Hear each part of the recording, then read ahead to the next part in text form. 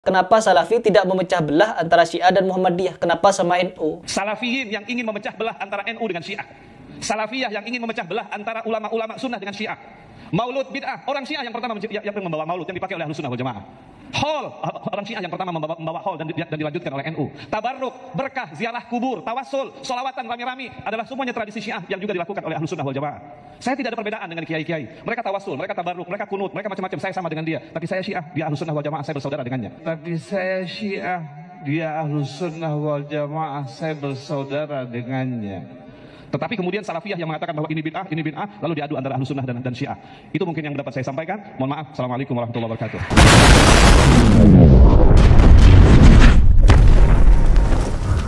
Satu yang tadi awal saya katakan, yang menolak dengan yang mengundang itu kan beda komunitas. Ya. Jadi kecuali ya yang menolak itu yang undang, nggak mungkin terjadi kan. Nah. Jadi ini menurut saya setuju. Kan yang mengundang itu pihak masjid, yang mau mengaji itu kan pihak masjid. Tetapi kenapa yang resah orang yang tidak ngundang gitu ya? A'udzubillahi minasyaitonirrajim. Bismillahirrahmanirrahim. Teman-teman, saya ingin berikan reaksi terhadap pernyataan seorang aktivis Muhammadiyah yang memberikan kesaksian terhadap Ustadz Syafiq Rizal Basalamah, yang dimana beliau itu tidak sebenarnya seperti apa yang dituduhkan. Ya, dimana tuduhan-tuduhan yang ada pada laporan siapa itu namanya GP Ansor, kalau Ustadz Syafiq Rizal Basalamah itu provokatif, ujaran kebencian, lalu gembong teroris dan lain sebagainya.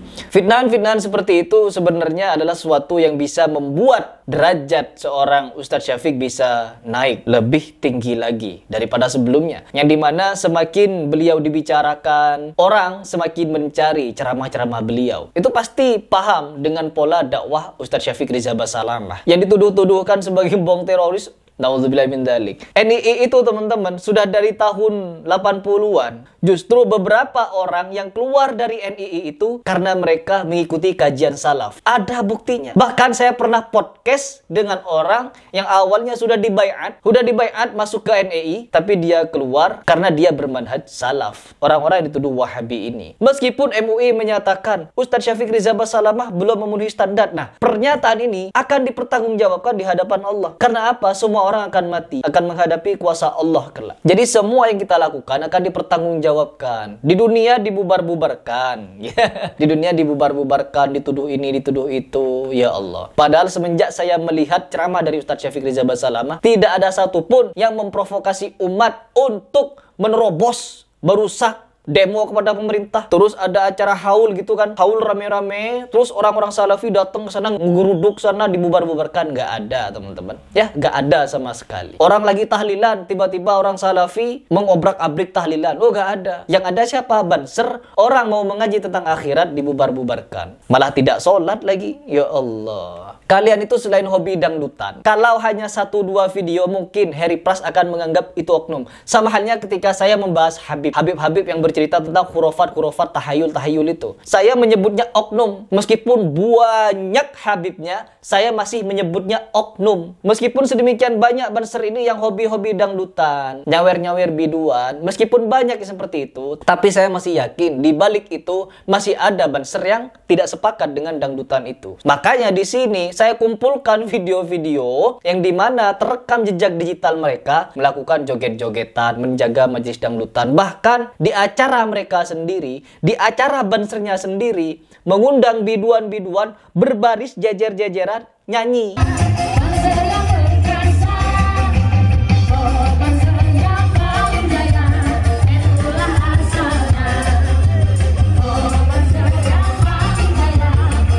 Yang di bawah ngapain? Jingkrak-jingkrak, joget-joget. Allahu Akbar. Ya, di sini kita bisa melihat apakah jemaah Ustadz Syafiq Rizal Basalamah pernah joget-jogetan seperti itu, ngundang-ngundang biduan. Yang banyak mencederai marwah-marwah Islam adalah dari golongan kalian, mengatasnamakan pengajian umum, tapi diisi dengan joget-jogetan dengan perempuan. Itu apa namanya? Mengatakan majelis sholawat dijaga sama banser. Majelis sholawatnya ngapain? Jejingkrakan rame-rame.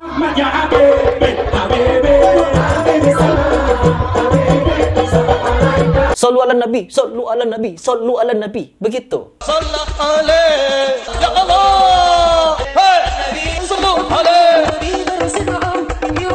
Sallu alaihi, sallu alaihi. Salam sejahtera Nabi, salam sejahtera Nabi, salam sejahtera. salam sejahtera Nabi. Begitu. Bagaimana adab itu terhadap Rasulullah SAW sebagai pencerah yang katanya kalian menganggap Nabi Muhammad itu adalah orang yang paling mulia dan pantas untuk dimuliakan. Benarkah dimuliakan dengan cara salam hormat Nabi Muhammad, salam hormat Nabi Muhammad? Gini-gini, seperti ini. Benarkah seperti itu cara menghormati Nabi? Apakah ini yang dinyatakan sesuai dengan standarisasi? Tetapi mereka dengan adanya majelis-majelis sholawat yang jingkrak-jingkrak, banyak yang datang, jikrakan bareng-bareng. Jadi memang mengikuti hawa nafsu itu lebih menikmati, teman-teman. Bahkan itu dicela oleh Habib Syekh dan Habib Bidin, ya.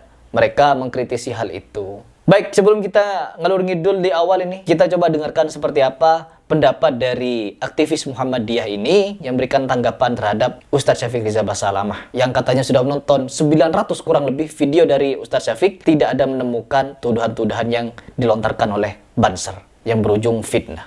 Saya hampir mengumpulkan 900 video beliau, mulai yang pendek 5 menit sampai yang 2 jam saya kumpulin server. Saya nggak menemukan apa tidak ada. Bahkan di tuduhan-tuduhan di internet itu mengatakan beliau itu suka provokatif. Ya, suka menuduh-nuduh orang menuduh orang dengan menggunakan alasan-alasan yang tidak Islami, tapi saya nggak menemukan tuduhan yang mana gitu. Kalau soal misalnya ya bid'ah, soal ini soal itu, selama itu masih dalam koridor diskusi, no problem. Kan ada kuliah 2 jurusan perbedaan agama, usuluddin, ada biasa-biasa aja. Jadi harusnya berbeda pun bisa menerima perbedaan bisa itu. menerima. Ini kan hanya masalah, menurut saya gini loh. Ini kan ada satu hal yang tadi awal saya katakan, yang menolak dengan yang mengundang itu kan beda komunitas. Ya. Jadi kecuali yang menolak itu yang undang, nggak mungkin terjadi kan. Nah. Jadi ini menurut saya setuju. Ya, kan yang mengundang itu pihak masjid. Yang mau mengaji itu kan pihak masjid. Tetapi kenapa yang resah orang yang tidak ngundang gitu ya. Sama seperti konsernya Coldplay. Itu yang nonton kan jutaan itu ya. Banyak orang yang menolak itu. Konser Coldplay saja banyak yang menolak. LGBT lah, inilah, itulah. Tapi apa? Konser itu tetap berjalan. Konser tetap berjalan. Acara kemaksiatan berjalan, teman-teman. Bahkan orang-orang yang berjilbab, yang Islam, nonton di situ. Ada yang nonton. Itu acara kemaksiatan, konser, dilindungi negara. Meskipun banyak mendemo, tidak dibatalkan itu. Itu konser loh. Karena duitnya banyak gitu. Sedangkan kajian yang membahas tentang akhirat, ini yang ngundang tidak keberatan, yang tidak ngundang malah keberatan. Ini logikanya kemana gitu ya? Pola pikirnya kemana? Indonesia saja ngundang Coldplay tidak ada yang bermasalah itu. Meskipun banyak penolakan, tetap jalan. Jelas-jelas kalau mau dibandingkan konser Coldplay dengan pengajiannya Ustadz Syafiq, kalian yang memiliki pemikiran gimana nih? Kalau dibandingkan konsernya Coldplay yang sudah mau didemo, jelas-jelasan mengibarkan LGBT, tetapi masih dijalankan dan dilindungi oleh aparat. Sedangkan pengajian yang berbicara tentang akhirat, berbicara untuk kebaikan di dalam masjid khidmat, dibubarkan, dan yang membubarkan pakai sepatu masuk ke dalam masjid, tidak sholat maghrib, rokok-rokokan di depan umum. Makruh tahriman dilakukan terus menerus, haram. Mau dibela dari segi mana, Banser? Gak ada, gak bisa dibela, teman-teman. Orang yang hatinya baik-baik saja pasti akan tahu mana yang benar, mana yang salah, mana yang fitnah, mana yang provokatif sebenarnya. Wong pengajian yang ngundang tidak masalah, kok yang tidak ngundang ujuk-ujuk sok berkuasa, seolah-olah Indonesia ini milik Banser atau milik kaum Banser. Na'udzubillah min dzalik. Orang Kristen saja, Banser. Orang Kristen saja berceramah di dalam gereja menjelek-jelekkan tahiyatul mubarakatuh salawat, gak ketemu, assalamualaikum, gak ketemu. Nah, orang-orang yang jelas seperti ini tidak diapa-apain.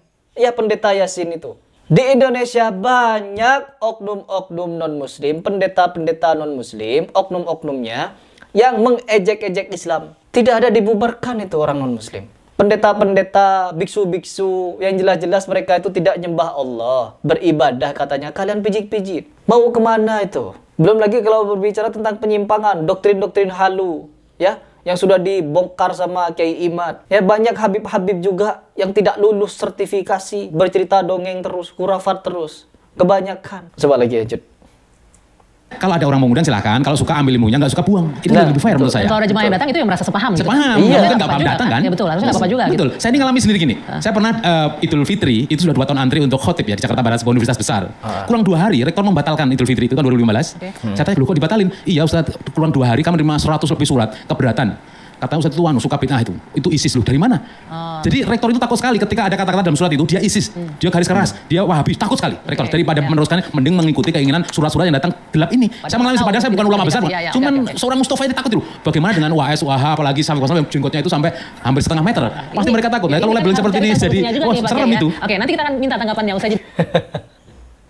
Allah, sesuai memang. Benar seperti itu kenyataannya ya. Di Indonesia itu lagi krisis Indonesia lagi krisis. Kalau kita bisa menyaksikan apa yang disampaikan oleh Ustadz Syafiq Riza Basalamah, di dunia itu umat muslim banyak, tapi tidak kuat. Ini berbicara muslim sunni ya, bukan yang syiah. Karena apa? Yang memecah belah itu bukan salafi sebenarnya, tapi syiah. Sebagaimana yang disampaikan oleh orang-orang syiah sendiri. Ini adalah usaha salafiyin, usaha wahabiyin untuk memecah belah antara syiah dan NU. Begitu katanya. Kenapa di situ orang-orang syiah ini menyatakan kalau yang memecah belah syiah dengan NU itu salafiyah? Kenapa bukan Muhammadiyah? Kenapa syiah ini tidak bersatu dengan Muhammadiyah saja gitu? Apa ditolak sama Muhammadiyah? Kenapa Salafi tidak memecah belah antara Syiah dan Muhammadiyah? Kenapa sama NU? Karena ada kemiripan katanya ya. Bukan kemiripan, sama. Syiah dan Aswaja atau NU itu banyak kemiripan. Bukan banyak, pengadopsi katanya. Dan ini juga disampaikan oleh Kiai Aqil Siraj. Bahkan Kiai Aqil Siraj bukan cuma menyampaikan teman-teman, tapi memuji-muji. Di sini hebatnya Syiah.